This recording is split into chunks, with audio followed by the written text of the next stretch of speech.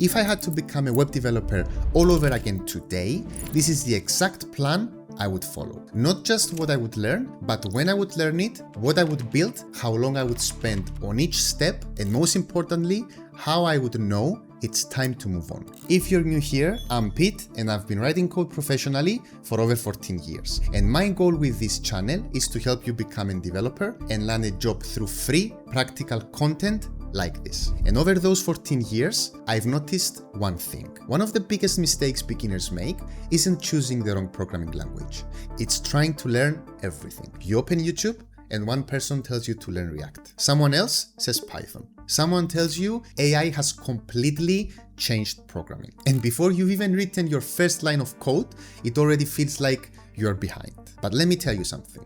You don't have an information problem, you have a clarity problem. And that's exactly what we're going to fix today. By the end of this video, you will know exactly what to learn first, what can wait, what to ignore, and exactly when you're ready to move on to the next step. So grab a pen and paper if you want to take some notes, and as always, you will find timestamps in the description below. But before we talk about HTML, JavaScript, React, or AI, there's one decision you need to make first. The decision. Before you learn a single programming language, you have to decide this. Decide that you want to become a web developer. Now, if your dream is building AI models, mobile apps, or game engines, this probably is not the roadmap for you. But if your goal is to become a professional web developer, you're exactly in the right place. It sounds obvious, but this is where so many beginners get stuck. They spend a week learning web development, then switch to cybersecurity, then data science, then mobile development, then game development. 6 months later, they've learned a little bit of everything and not enough of anything to actually get a job. Now, don't get me wrong, exploring different paths is completely normal. In fact, I would encourage it. Give yourself a weekend, watch a few videos, maybe even build something tiny. But once you've found a path that genuinely excites you, stop looking for a better one. Because every week you spend starting over is another week you're delaying the career you actually want. When learning programming, momentum is one of the most valuable things you can build. So if you've decided that web development is your path, let's make sure you learn it in the right order. It all starts with this, HTML. The first thing I would learn is HTML, because on web development, everything else is built on top of it. And no, you do not need to memorize every HTML tag. I also still Google them from time to time. Spend a few days building 2 or 3 simple web pages. Nothing fancy. Your goal here isn't to master HTML. It's to become comfortable enough to build without following a tutorial. Once you can do that, you're allowed to move on. Because your next problem won't be to make your websites work. It will be to make them look good. CSS. That's where CSS comes in. And here's something I wish someone told me years ago. You're going to build your first website. You will look at Apple's website, then look back at yours. You will think there's absolutely no way I will ever become this good. Trust me, we've all been there. I just want to tell you that you're not behind. Your taste is simply ahead of your current skill. And that's actually a really good sign. It means you already know what good looks like. Now, you just need to practice. Learn the basics, flexbox, grid, spacing, and responsive design. Then build another website, and another one, and another one. Don't move on because you finished the CSS course. Move on when you can create a simple website without constantly looking how everything works. Because confidence doesn't come from watching tutorials. It comes from building. Once you're comfortable building websites that look the way you want, it's time to make them interactive. And that's where JavaScript comes in. JavaScript. I'll be honest, JavaScript humbled me. I didn't learn it on my first attempt, or my second, or even my third. It finally clicked on my 4th attempt. Looking back, JavaScript was never the problem. I was the problem. I kept trying to understand everything before I allowed myself to build anything. Every time I got stuck, I would convince myself I wasn't smart enough, quit, come back a few months later, and start from the beginning all over again. If I could go back and change one thing, I would start building much earlier. A calculator, a to-do app, a quiz, a weather application, I honestly wouldn't care. Because here's something I wish someone had told me. You don't become a developer by finishing courses. You only become a developer by solving problems. If there's one step you shouldn't rush, it's this one. JavaScript is where you will make the biggest leap as a developer. Build project after project until you can solve small problems without constantly reaching for a tutorial. Once you reach that point, move on. Eventually, those little projects become bigger. Your code becomes messier, and that's usually when it's time to learn Git. Alright, I'll admit something. I avoided Git for way longer than I should have. That's not because it was difficult, but because people made it sound really difficult. I kept hearing words like pull, push, commit, merging, and I thought, yeah, that's a problem for future Pete. Turns out, future Pete wasn't very happy with present Pete. A few years ago, I spent almost an entire week working on a project. On Friday afternoon, just before leaving work, I finally pushed everything to GitHub. Then Monday morning, I walked into the office just to find out that there had been a flood over the weekend. Several computers had been damaged, including, of course, mine. For about 5 seconds, I genuinely thought I'd lost an entire week's work. Then I remembered that I had pushed everything on Friday. Lucky me, right? So I logged into another computer, cloned the project, and carried on exactly where I'd left off. That was the day that Git stopped feeling like another thing I had to learn and started feeling like insurance. So please don't overcomplicate it. You don't need to understand every Git command. Just learn how to commit, push, pull, and clone. Then use Git on every single project you build. Future you will be incredibly grateful that you did, believe me. By the way, if you're planning to follow this roadmap, you're eventually going to need a place to learn it. That's one of the reasons I've been recommending Scrimba for years, and they're also sponsoring today's video. One thing I really like about Scrimba is that the video tutorial and the code editor are magically merged together.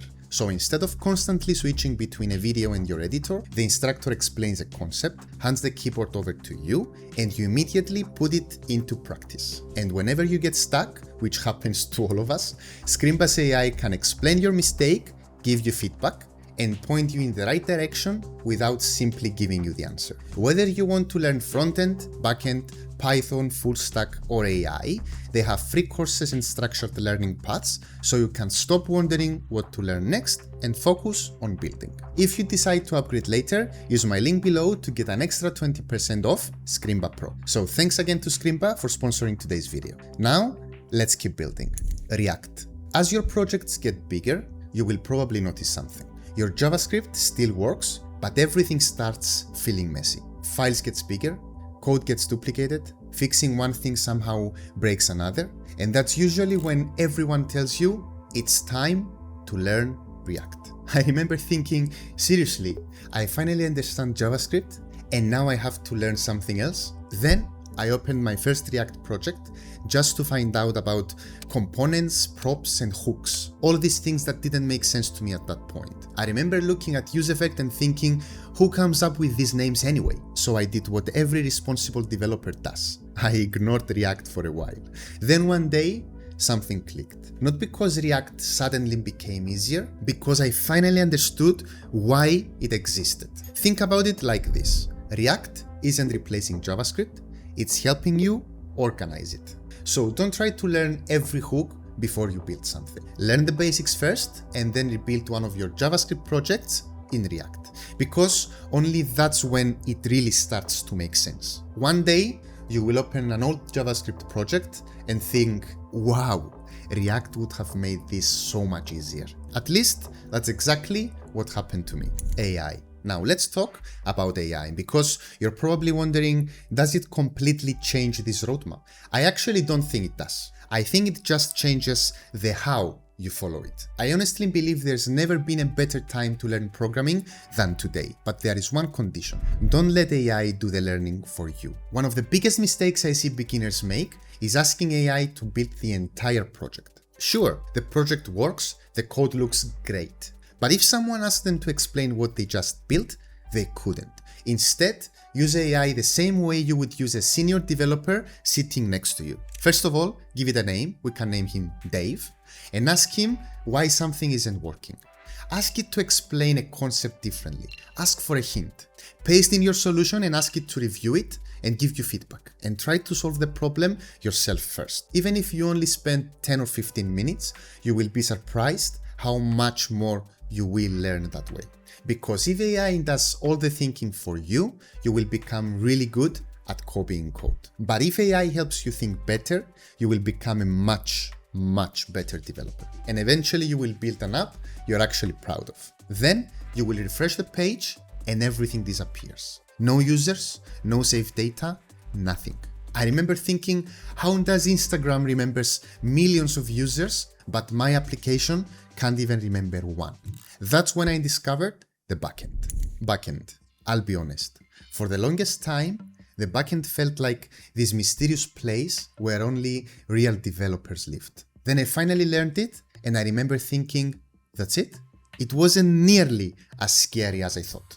Especially because I was already comfortable with JavaScript. That's why I would recommend learning Node.js. You can always learn a new language going forward. You don't have to start over with a brand new language. You can focus on learning backend concepts instead. And once you can build an API, connect a database, and authenticate users, you're ready to move on. Once you've got a backend, you will need somewhere to store all that data.